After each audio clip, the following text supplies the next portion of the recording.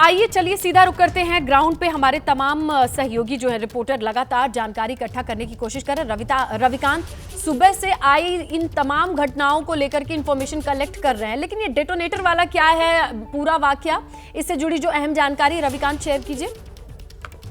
देखिए, सबसे पहले तो ये कंफ्यूजन दूर करना जरूरी है कि डेटोनेटर है क्या। ये डेटोनेटर आतंकी गतिविधियों में इस्तेमाल करने वाला डेटोनेटर नहीं है, बल्कि ये डेटोनेटर रेलवे में रेगुलर इस्तेमाल किया जाने वाला डेटोनेटर है। इसे भी डेटोनेटर कहते हैं। एक डिब्बे में 10 डेटोनेटर रखे होते हैं लगभग सभी ट्रेनों में।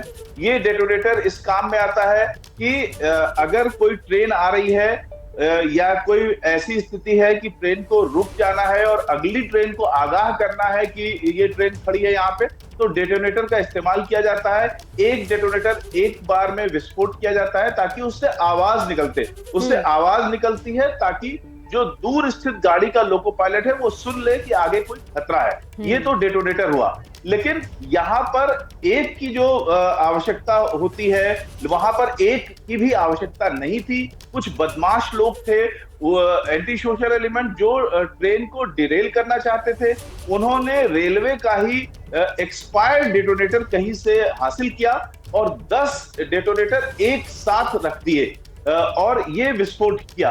क्योंकि ये बताया जा रहा है कि ये सेना की स्पेशल ट्रेन थी, इसलिए मामला और भी गंभीर हो जाता है कि सेना की स्पेशल ट्रेन जा रही थी और रेलवे का जो डेटोनेटर है, 10 डेटोनेटर एक साथ पटरी पर रख दिए गए और इससे निश्चित रूप से कोई बड़ा हादसा हो सकता था।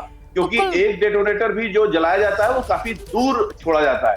यहाँ पर पटरी के ऊपर रख दिया गया और पहले से कोई अलर्ट नहीं था। जब ट्रेन उस डेटोनेटर के ऊपर से गुजरी, उस समय धमाका हुआ और तेज आवाज हुई। इससे कोई भी डिसबैलेंस हो सकता था, कुछ भी हो सकता था, किसी भी तरीके की बड़ी दुर्घटना भी हो सकती थी। अब सवाल यह है कि ऐसे एलिमेंट एक के बाद एक कहां से आ रहे हैं। ये सरकार के लिए एक बड़ी चुनौती है, रेलवे के लिए ही नहीं बल्कि सुरक्षा एजेंसियों के लिए भी बड़ी चुनौती। आप जब जिस तरीके से आप डिटेल भी शेयर कर रहे हैं रविकांत, अब तो लोगों के भी समझ में आया होगा, वो भी गूगल कर रहे होंगे डेटोनेटर क्या है। उनको भले पता चले कि कंट्रोल तरीके से अलार्म सिस्टम का काम करता हो, लेकिन धमाके से क्या हो सकता था लोगों की समझ में भी आ जाएगा। लेकिन समझ में नहीं आ रहा है कानपुर में क्या हो रहा है। विकास धीमान का रुख करेंगे।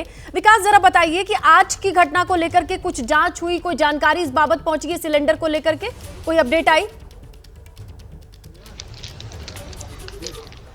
देखिए, लगातार जो भारतीय रेल को निशाना बनाने की साजिश की जा रही है वो लगातार बढ़ती जा रही है। कई अलग अलग जगह से तस्वीरें आ रही हैं सामने। अब कानपुर में भी तीसरी घटना सामने आई है जब रेल को डिरेल करने का प्रयास किया गया है। इससे पहले साबरमती एक्सप्रेस, कालिंदी एक्सप्रेस, दोनों को ही डिरेल करने का प्रयास किया गया था। और आज ये प्रेमपुर, कानपुर का प्रेमपुर रेलवे स्टेशन है और यहाँ से आप देख सकते हैं कि इसी जगह से एक मालगाड़ी गुजर रही थी और उस मालगाड़ी के आगे इस स्पॉट पर, ये स्पॉट हम आपको दिखाना चाह रहे हैं, ये स्पॉट यहाँ पर बना हुआ है। इस स्पॉट पर एक सिलेंडर रखा गया था। हालांकि वो सिलेंडर खाली था, लेकिन अगर ट्रेन उससे टकराती तो कहीं ना कहीं कुछ एक बड़ा नुकसान हो सकता था। हालांकि अभी इसकी आधिकारिक पुष्टि नहीं हुई है कि जो सिलेंडर था वो खाली है या नहीं है, लेकिन कहीं ना कहीं जो साजिशें हैं वो लगातार बढ़ती चली जा रही हैं। कहीं कानपुर में विस्फोटक के साथ सिलेंडर रखा जा रहा है, तो कहीं डिरेल कर दिया जा रहा है, कहीं पटरियां रख दी जा रही हैं ट्रेन के आगे। तो ऐसे ही तमाम तरीके की वारदातें हो रही हैं, घटनाएं हो रही हैं। और अब कानपुर में ये तीसरा ऐसा मामला है, एक महीने के अंदर तीसरी बार कानपुर में ट्रेन को डिरेल करने का प्रयास किया गया। हालांकि तमाम जांच एजेंसियां जांच कर रही हैं, लेकिन जांच अभी तक किसी नतीजे पर नहीं पहुंची है। तमाम तरीके की आईबी जांच कर रही है, एनआईए जांच कर रही है, लेकिन जो जांच एजेंसियां हैं उनके हाथ खाली हैं, क्योंकि ना तो पिछली घटनाओं का कोई अभी तक सामने कुछ निकल कर आया है और ना ही अब इस मामले में कुछ निकल कर आया है। फिलहाल जांच अधिकारी जांच कर रहे हैं। अब देखना ये होगा कि आगे जांच कहां तक पहुंचती है। जी, या गांव वाले या लोकल लोग वो मदद करें, क्योंकि ये तो अनंत काल तक जांच चलती रहेगी। कैसे पता चलेगा? पूरा इतना बड़ा देश है, इतनी सारी पटरियां हैं, और आप सोचिए कि लोको पायलट की जॉब कितनी मुश्किल हो जाएगी। उनको अलर्ट रहना है, लेकिन किस किस चीज से अलर्ट रहें? प्रयागराज का भी कुछ ऐसा ही हाल है। ट्रेन पलटने की या पलटाने की साजिश रची गई। डीएफसी लाइन पर 3 किलो का पत्थर मिला है और कौशांबी से मिर्जापुर जाने वाली डीएफसी लाइन पर यह पत्थर मिला है। 20 सितंबर का मामला है, लेकिन वैसा ही मामला है जैसा कि अभी आपने 2 तस्वीरों में देखा, जैसा विकास बता रहे हैं। और कानपुर की तो हालत ऐसी है कि 2 बार ऐसा वाकया हुआ, लेकिन प्रयागराज में एडिशन क्या है? 3 किलो का पत्थर स्ट्रैटेजी के साथ रखा गया है। देखिए, ये पत्थर ऐसा ही नहीं है।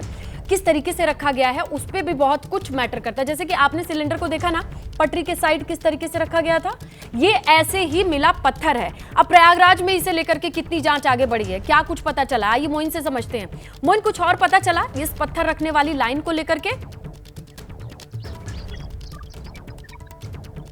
देखिए, आज चाहे सुबह कानपुर में ट्रेन के आगे गैस सिलेंडर रखे जाने की घटना हो, चाहे कुछ घंटे पहले प्रयागराज में रेलवे ट्रैक पर पत्थर रखे जाने की घटना हो, ये दोनों मामले नॉर्थ सेंट्रल रेलवे जोन में आते हैं, जिसका हेडक्वार्टर प्रयागराज में है। हमारी अब से कुछ देर पहले नॉर्थ सेंट्रल रेलवे जोन के तमाम अधिकारियों से बात हुई। उन्होंने बताया कि दोनों मामलों की जांच आरपीएफ कर रही है, यानी जो रेलवे प्रोटेक्शन फोर्स होती है। इसके साथ साथ जो स्टेट की रेलवे पुलिस है यानी जीआरपी, वो भी इस मामले में लगाई गई है।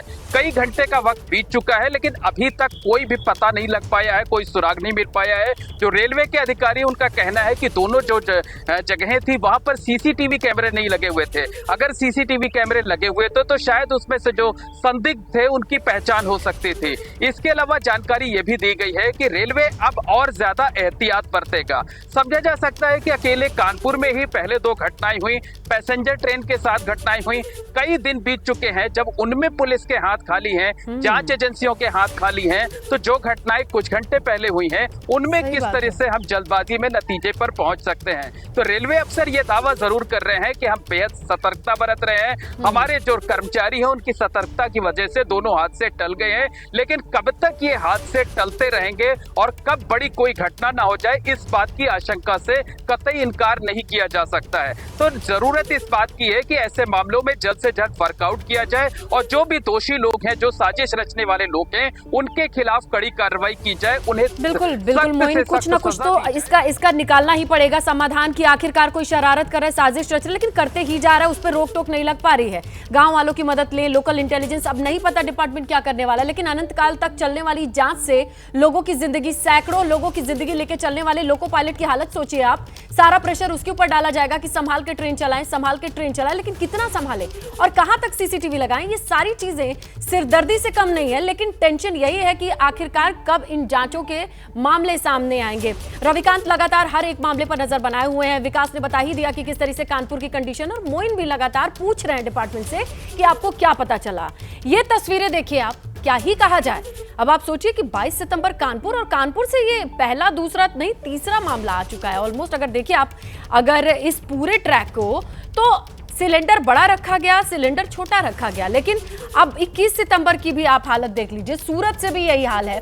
सूरत में भी कुछ ऐसी चीजें मिलती हैं, फिश प्लेट मिलती हैं, और उसके बाद ये सवाल उठता है क्यों, किसने रखा, कैसे रखा। और 20 सितंबर प्रयागराज में 3 किलो का पत्थर है, और इस तरीके से बुरहानपुर में डेटोनेटर रख करके दहलाने की साजिश रची जाती है। ये सारे मामले हैं जो रेलवे से रिलेटेड हैं। अब इस पर कब तक जांच की रिपोर्ट आती है, इस पर निगाहें पूरे देश वालों की हैं।